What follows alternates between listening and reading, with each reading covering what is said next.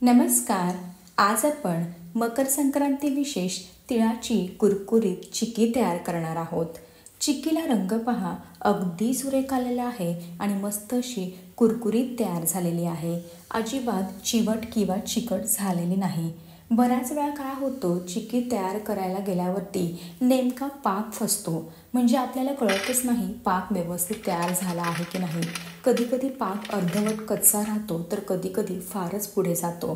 तर अशा वेळेस काय होतं, चिक्की खाताना दाताला चिटकते, कुरकुरीत तयार होत नाहीत. तर असं होऊ नये त्यामुळे काय करावं, पाक तयार झाला आहे की नाही हे कसं ओळखावं, पाक तयार होण्यासाठी परफेक्ट टायमिंग मी व्हिडिओमध्ये सांगितलेलं आहे. जर तुम्ही अशा पद्धतीने चिक्की तयार केली तर तुमची चिक्की मस्त अशी कुरकुरीत तयार होणार आहे, अजिबात फसणार नाही. चला तर वेळ न घालवता रेसिपीला सुरुवात करूयात. जर तुम्हाला माझ्या रेसिपीज आवडत असतील तर चॅनलला जरूर सबस्क्राईब करा, त्यासोबतच बेल आयकॉन देखील प्रेस करा. तिळाची चिक्की तयार करण्यासाठी मी या ठिकाणी 1 वाटी तीळ आणि 1 वाटी गूळ घेतलेला आहे. तीळ घेताना बिना पॉलिशचेच वापरलेले आहेत. तुम्ही पॉलिशचे तीळसुद्धा वापरू शकता. ज्या वाटीने तीळ मोजून घेतले अगदी सेम त्याच वाटीने 1 वाटी सुरीने बारीक कापून घेतलेला गूळ घेतलेला आहे. गूळ घेताना चिक्कीचा अजिबात वापरायचा नाही. साधाच गूळ ह्या ठिकाणी चिक्कीसाठी वापरायचा आहे, लक्षात ठेवा. तुम्ही तुमच्या घरातील कोणतीही एकच वाटी वापरा आणि त्याच वाटीने मोजून तीळ आणि गूळ मोजून घ्या. म्हणजे कसं चिक्की अगदी परफेक्ट तयार होईल, अजिबात बिघडणार नाही. पोहे खाण्याचा जो चमचा असतो त्या चमच्याने 1 चमचा तूप देखील लागणार आहे. आता आपण चिक्की बनवायला सुरुवात करूयात.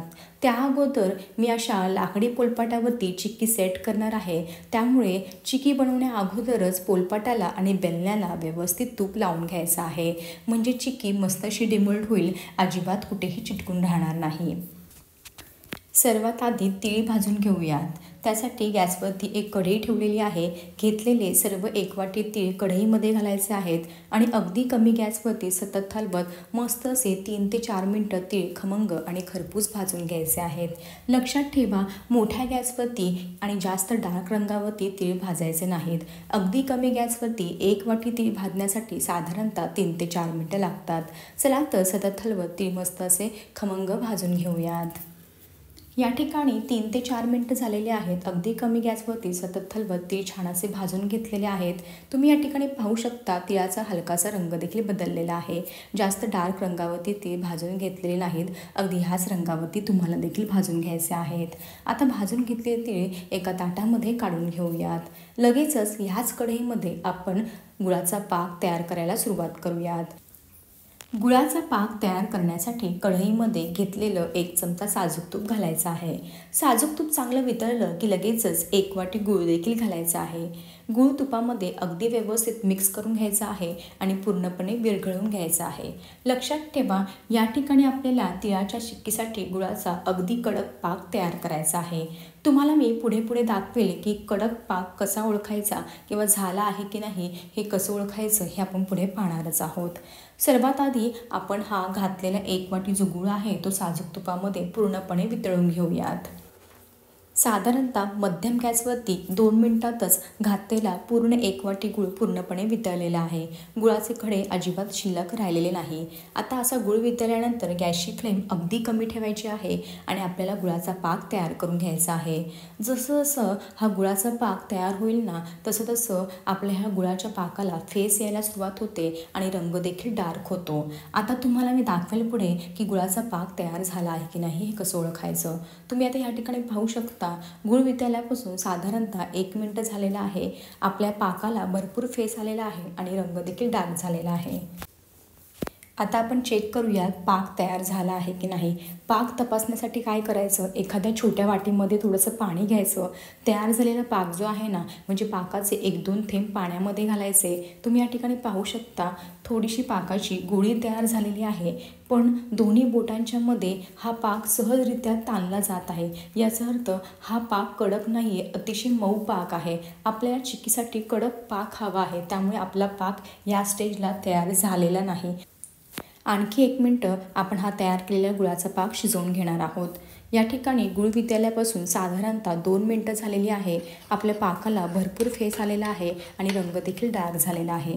आता आपण पुन्हा तपासून पाहूयात पाकाचा कडक पाक तयार झाला आहे की नाही. हे पहा, मस्त अशी कडक गोळी तयार झालेली आहे. आपण जेव्हा ही गोळी पाण्यामध्ये टाकतोय ना तेव्हा टणक असा आवाज येतो आहे आणि जेव्हा आपण ही गोळी तोडतोय ना तर व्यवस्थितरित्या तोडली जात आहे. हे पहा, कुठेही पाक जो आहे तो ताणला जात नाही आहे. याचा अर्थ आपल्याला हवा असणारा चिक्कीचा अगदी कडक पाक हा तयार झालेला आहे.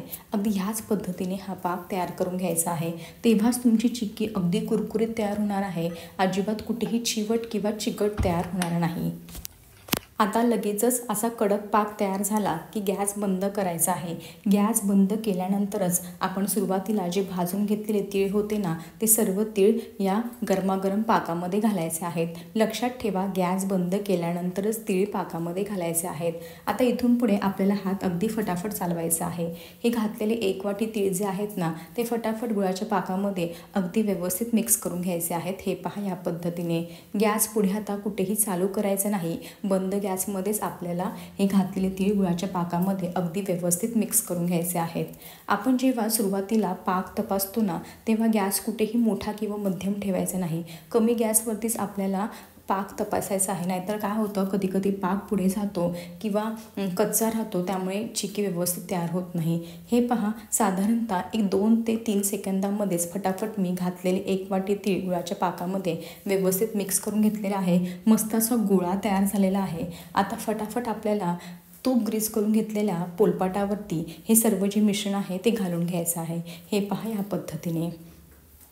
हे पहा, अशा प्रकारे तिळाच्या चिक्कीसाठी लागणारे सर्व मिश्रण मी पोलपाटावरती घालून घेतलेले आहे. हे मिश्रण फार गरम असतं, त्यामुळे ह्या मिश्रणाला अजिबात हात लावायचा नाही, नाहीतर तुमचा हात भाजू शकतो. आता स्पॅच्युलाच्या मदतीने अगदी व्यवस्थित हे स्प्रेड करून घ्यायचं आहे.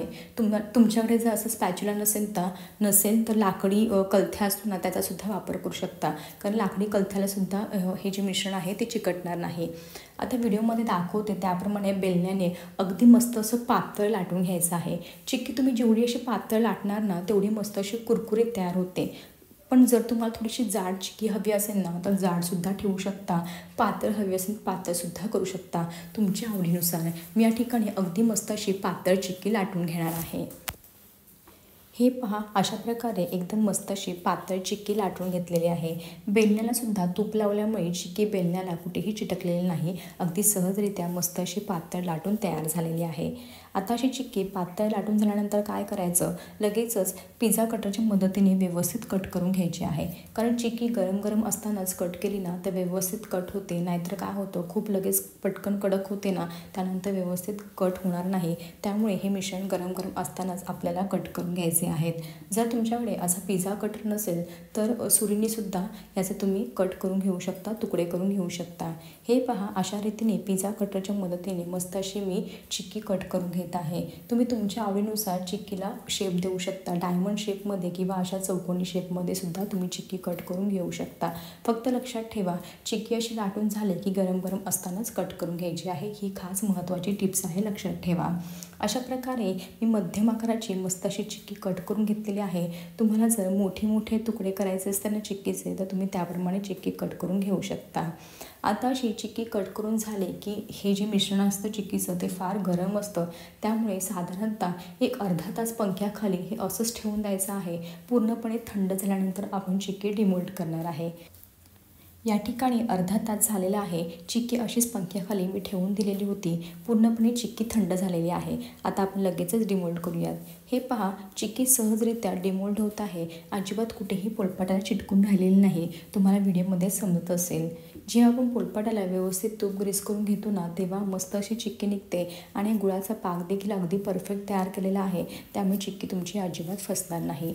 जे कडेचे तुकडे होते मी काढून घेतलेले आहेत. आता मस्त असे चिक्कीचे अख्खे तुकडे या ठिकाणी निघणार आहे. हे पहा, चिक्कीला रंग पहा, अगदी सुरेख आलेला आहे. मस्त अशी चिक्की शाईन करत आहे. अगदी परफेक्ट अशी तयार झालेली आहे. अजिबात कुठेही चिवट किंवा चिकट झालेली नाही. अगदी दुकानामध्ये ज्याप्रमाणे चिक्की भेटते ना, अगदी त्याच पद्धतीने तयार झालेली आहे. कारण आपण जो गुळाचा पाक आहे ना, तो अगदी परफेक्ट तयार केलेला आहे. जर तुम्ही गुळाचा पाक कच्चा ठेवला किंवा मऊ ठेवला ना, तर तुम्ही जेव्हा चिक्की तयार करताना तेव्हा ती चिक्की खाताना दाताला चिटकून राहते, चिवट होते, अजिबात कुरकुरीत होत नाही. जेव्हा तुम्ही चिक्कीसाठी एकदम गुळाचा कडक पाक तयार करता, तेव्हाच तुमची चिक्की अगदी परफेक्ट आणि कुरकुरीत तयार होणार आहे. अजिबात चिवट होणार नाही. ही खास महत्त्वाची टिप्स आहे, लक्षात ठेवा.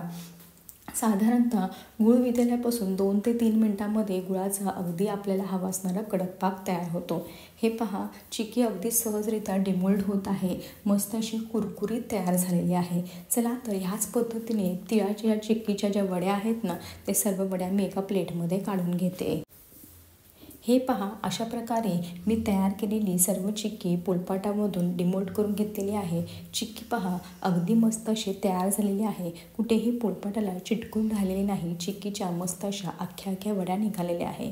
गुळाचा पाक व्यवस्थित तयार केल्या ना, तर चिक्कीच्या वड्या आहेत ना, त्या अगदी परफेक्ट निघतात. अजिबात मध्येच कुठेही तुटत नाही. मस्त अशी चिक्की आपल्याला चिक्कीचा अगदी छान असा रंग आलेला आहे. त्यासोबतच अगदी मस्त अशी शाईन देखील करत आहे. तुम्हाला मी आता एक चिक्की तोडून दाखवते, म्हणजे तुमच्या लक्षात येईल. हे पहा, चिक्की अगदी व्यवस्थित तुटत आहे. अजिबात चिवट झालेली नाही. मस्त अशी कुरकुरीत तयार झालेली आहे. रंग देखील अगदी छान आले आहे. अगदी ह्याच पद्धतीने तुम्ही देखील ही चिक्की तयार करून घ्यायची आहे. ही चिक्की जेव्हा तुम्ही अशा पद्धतीने करणार ना, तेव्हा अजिबात कुठेही खाताना दाताला चिटकणार नाही. मस्त अशी तयार होईल. चिक्कीचा आवाज पहा, म्हणजे तुमच्या लक्षात येईल की ती मस्त अशी कुरकुरीत तयार झालेली आहे. कशी वाटली तुम्हाला माझी आजची रेसिपी? आवडली असेल तर ह्या मकर संक्रांतीला व्हिडिओमध्ये सांगितल्याप्रमाणे परफेक्ट अशी चिक्की तयार करून पहा. कशी झाली हे मला कमेंट बॉक्समध्ये सांगायला मात्र विसरू नका. असेच भेटूया एका नवीन आणि सोप्या रेसिपीसोबत. चला तर तोपर्यंत मस्त खा आणि हेल्दी राहा.